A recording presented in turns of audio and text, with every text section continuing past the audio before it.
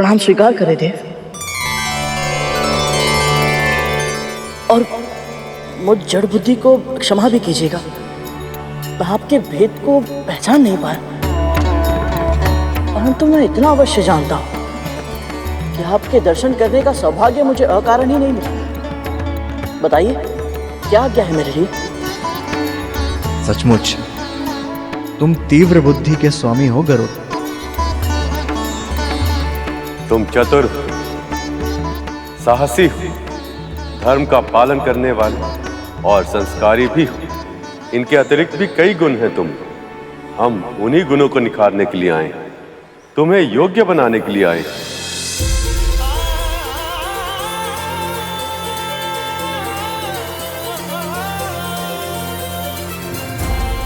योग्य बनाने अर्थात? हाँ, तुम जिनकी कल्पना तक नहीं कर सकते ऐसे महत्वपूर्ण कार्य करना, विशेष उपलब्धियां प्राप्त करना, यह तुम्हारी नियति है गरुड़। परंतु नियति तभी प्राप्त की जा सकती है जब तुम उसके योग्य बनो।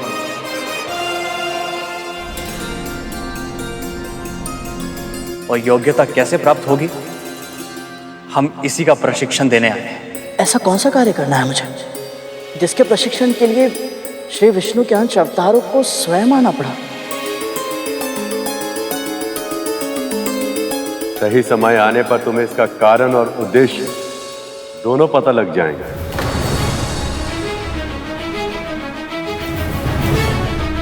किंतु अभी हम तुमसे ये जानना चाहते हैं कि क्या तुम मन से, कर्म से और वचन से इस प्रशिक्षण को प्राप्त करने के लिए तैयार?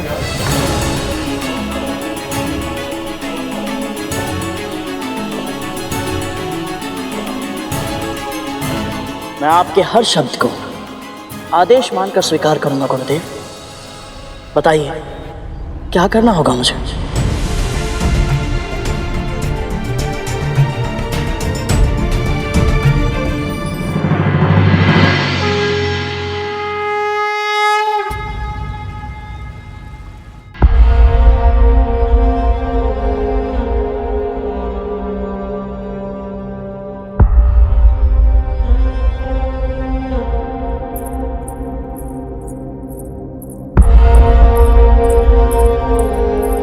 दीदी ले। कब तक विंता?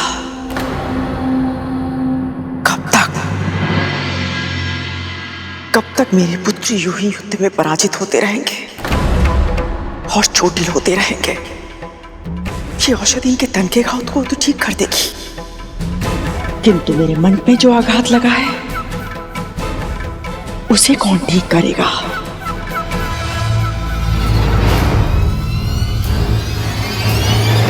मैं भीतर से रक्त रंजित हो गई हूं,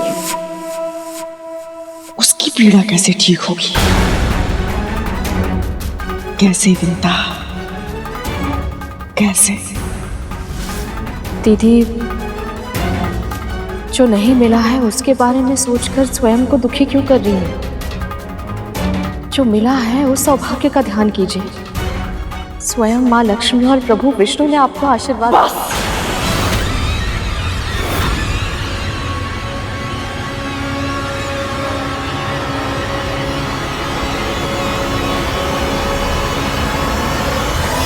पर दीदी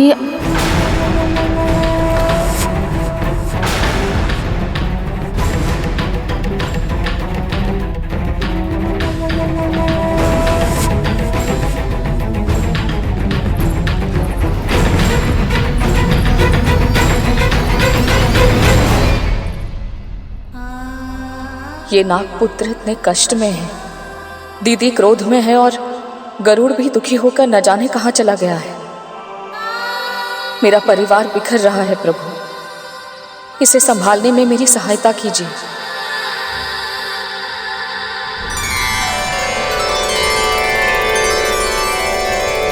ओम आदित्याय विद्महे सहस्रकिरण्य धीमहि तन्नो सूर्य प्रचोदयात्।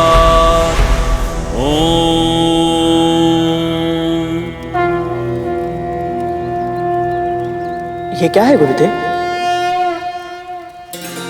क्या महत्व है इसका? ये 5 अग्नियों का ज्ञान देने वाली पंचाग्नि विद्या है गरुड़।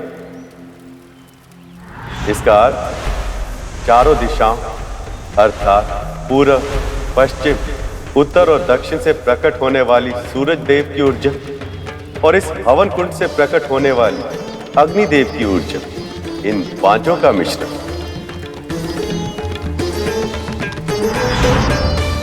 इससे साधक के अंतर्निहित शक्ति के प्रकटीकरण की प्रक्रिया आरंभ होती है। यह ऐसे भी कहा जा सकता है कि यह विद्या साधक के आत्मिक विकास की नींव है। इस संसार में आत्मा जन्म लेती है और नियत जीवन व्यतीत करके मरण को प्राप्त हो जाती है। ऐसा चक्र सदैव चलता रहता है, निरंतर। ऐसा कैसे होता है, क्यों होता है और इस चक्र से व्यक्ति को मुक्ति कैसे मिल सकती है, ये सब ज्ञान पंचाग्नि विद्या से मिल सकता है। मैं कुछ समझा नहीं गुरुदेव।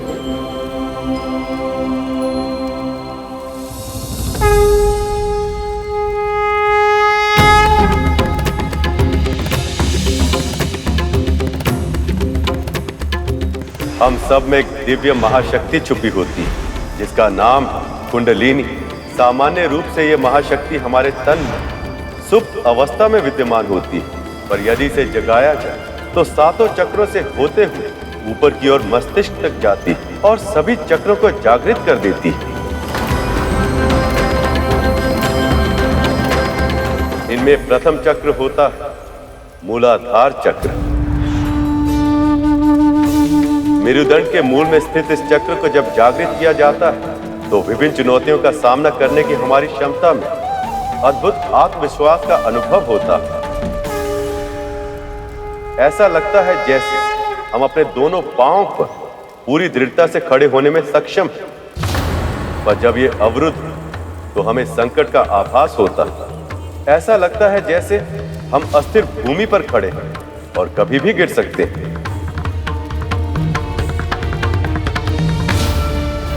दूसरा चक्र स्वाधिष्ठान चक्र।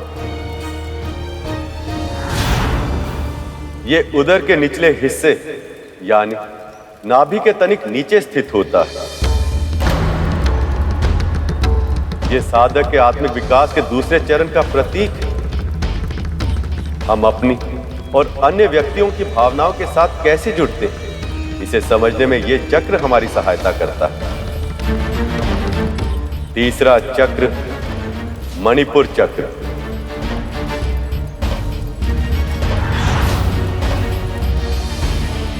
उदर के ऊपरी भाग में स्थित यह चक्र आत्मविश्वास को नियंत्रित करता है। जब साधक की कुंडलिनी मणिपुर चक्र तक पहुंच जाती है तो उसे स्पष्टता, आनंद, ज्ञान, बुद्धि, विवेक और सही निर्णय लेने की योग्यता अपने आप प्राप्त हो जाती है।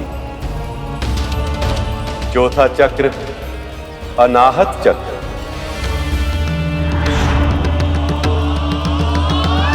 हृदय के समीप व्यक्ति के वक्ष के मध्य में स्थित यह चक्र अपने से नीचे और अपने से ऊपर चक्रों के मध्य में पुल की भांति कार्य करता है। प्रेम, आनंद और शांति इसी चक्र के नियंत्रण में है।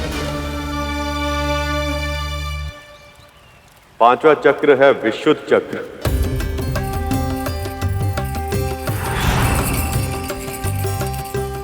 कंठ के पीछे स्थित यह चक्र संवाद, अभिव्यक्ति और सत्य को नियंत्रित करता है। आज्ञा चक्र। चक्रों के इस क्रम में ये छठा चक्र है गर्भ। कुछ व्यक्ति इसे साधक की तीसरी आंख भी कहते हैं क्योंकि यह आत्मा की आंख की तरह कार्य करता है। इसके सिद्ध हो जाने पर साधक को अंतर्ध्वनि सुनाई पड़ने लगती है और अंतर्ज्योति दिखाई देने लगती है। और फिर सबसे ऊपर होता है सहस्त्रार चक्र या चक्रों का मुकुट। ये सर्वोच्च चक्र होता है गरुड़। मस्तिष्क के ऊपरी भाग में स्थित यह चक्र एक सहस्त्र पंखुड़ियों वाले कमल के समान होता है। यदि साधक इसे सिद्ध कर ले तो उसकी कुंडलिनी शक्ति पूर्णता पा जाती। तब साधक आत्म अनुभूति और ईश्वर की अनुभूति करने में सक्षम हो जाता है। तब उसका मन पूरी तरह से निश्चल हो जाता है और उसकी आत्मा ब्रह्मांड की चेतना से जुड़ जाती है। ये शक्ति तो बहुत ही अद्भुत है गुरुदेव। क्या मैं कुंडलिनी शक्ति को जागृत करने की प्रक्रिया इस क्षण आरंभ कर सकता हूं?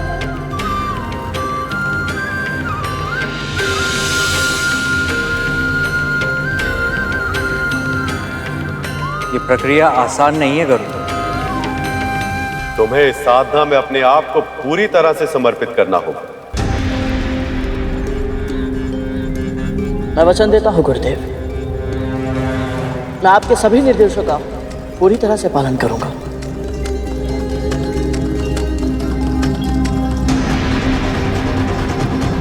हमारे सामने जो अग्नि प्रज्वलित है उस पर ध्यान केंद्रित करो।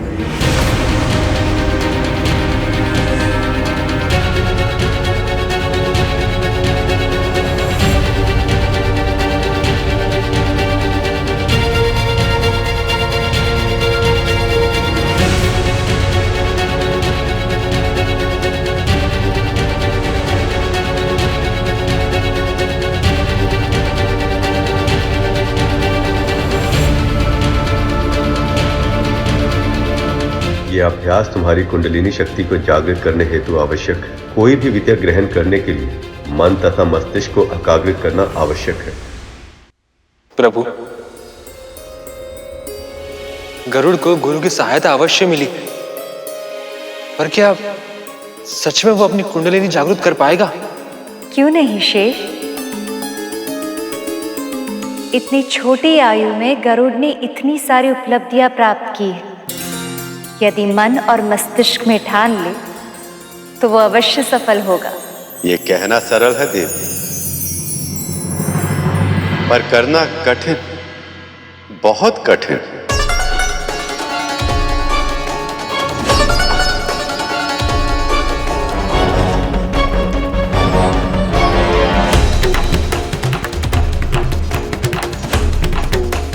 मुझे इस अग्नि को और कितनी देर तक देखना होगा?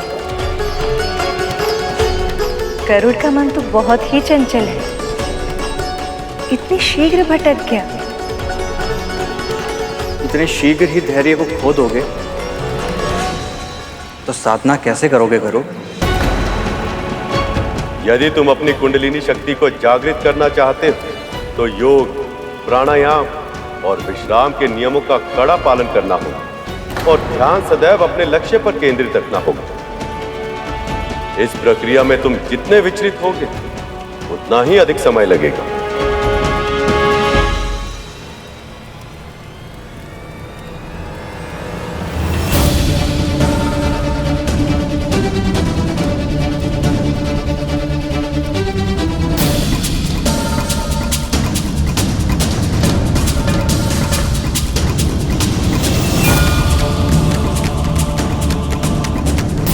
यदि गरुड़ इस प्रथम चरण को ही पार न कर सका तो ये अपने जीवन का लक्ष्य कैसे प्राप्त कर लेगा?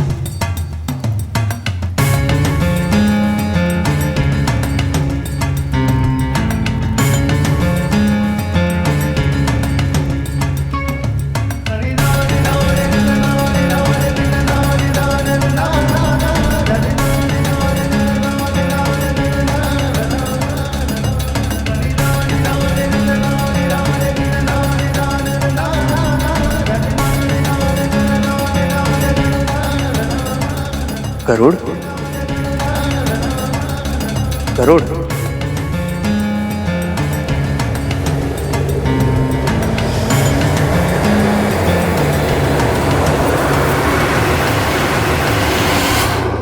पूरी रात बीत गई है, गरुड़ अभी तक लौटा क्यों नहीं? ओम नमो भगवते वासुदेवाय। ओम नमो भगवते वासुदेवाय। ओम नमो भगवते वासुदेवाय। ओम नमो भगवते। गरुड़ स्वयं को आपके चरणों में समर्पित कर रहा है प्रभु। अब मुझे उसकी चिंता नहीं है। आप उसके मन को अवश्य शांत करेंगे।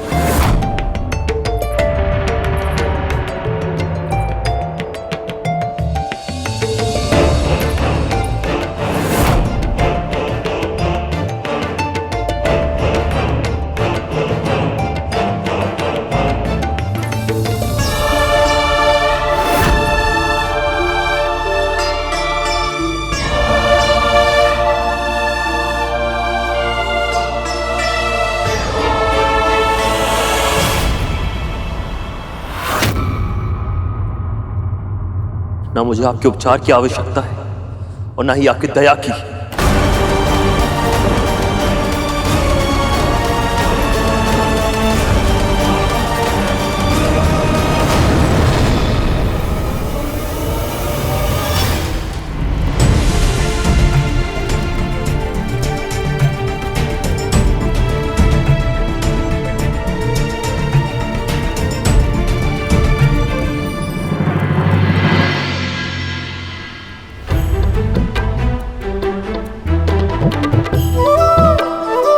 अद्भुत। यहाँ भगवान सो रहे और वहां उनका भक्त। योग निद्रा का भी अपना ही महत्व है देव। जितना परिश्रम आवश्यक है उतना ही विश्राम। परंतु प्रभु, पर मैं ये नहीं समझ पा रहा हूं प्रभु कि केवल गरुड़ ही नहीं, ध्यान की अवस्था में जाना लगभग सभी के लिए इतना कठिन क्यों होता है। कभी मस्तिष्क भटक जाता है तो कभी मन, और जब दोनों नियंत्रण में आ जाते हैं तो नींद आ जाती है। ऐसा क्यों होता है प्रभु? क्योंकि शेष, जब तन स्थिर होता तब मन विचरण करने लगता, और जब तन और मन दोनों स्थिर होते तो अवचेतन मन गतिशील हो जाता। शेष, यह अवचेतन मन तभी सक्रिय होता है जब हम स्वप्न देखते हैं। इसलिए आरंभ में सभी को नींद आती है, पर इस नींद में जब कोई स्वप्न आता है तो जब तक वह स्वप्न साकार नहीं हो जाता नींद नहीं आती।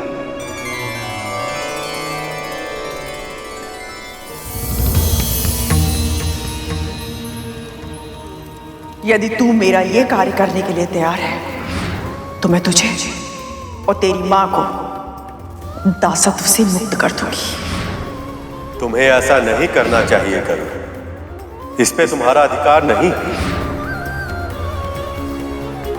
मेरा पुत्र और मैं, हम दोनों मुक्त हो गए, दासत्व से मुक्त हो गए हम दोनों।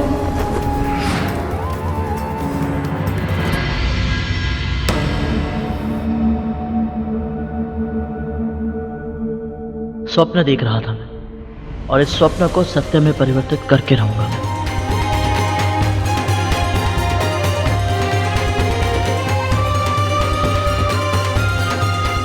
यदि मैंने नर नारायण द्वारा दी गई शिक्षा को योग्यता से प्राप्त कर ली तो उनके कहे अनुसार मैं भविष्य में कई उपलब्धियां प्राप्त करूंगा और उनमें से मेरी प्राथमिकता होगी माँ को दास्ता से मुक्ति दिलाना।